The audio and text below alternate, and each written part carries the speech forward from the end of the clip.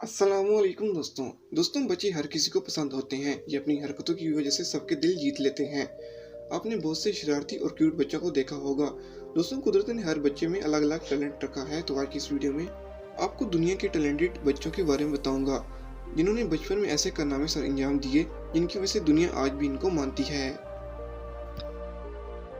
Subscribe करें हमारे informative channel को ताकि इस तरह की मजीद इन्फॉर्मेटिव वीडियोस आप देखते रहें।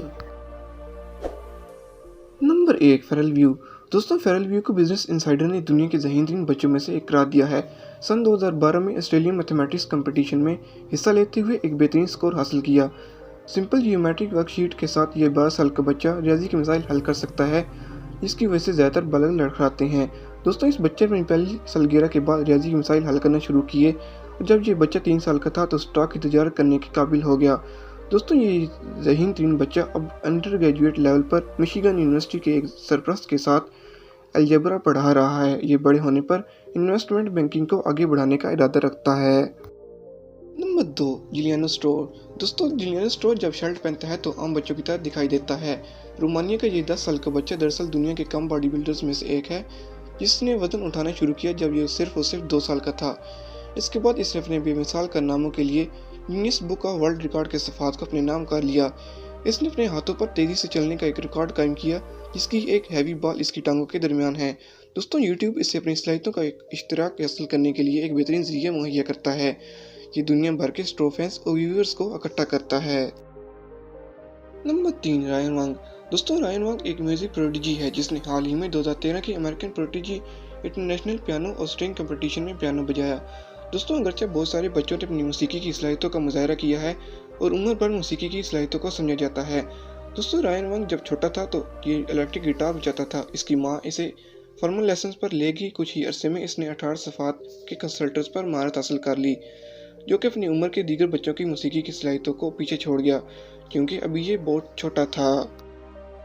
नंबर 4, अकृत जसवाल। दोस्तों अकृत जसवाल पहले ही एक प्रेस्टिंग फिजिकन है और एक दहाई से ज़्यादा अरसे से इस शोबे में काम कर रहा है।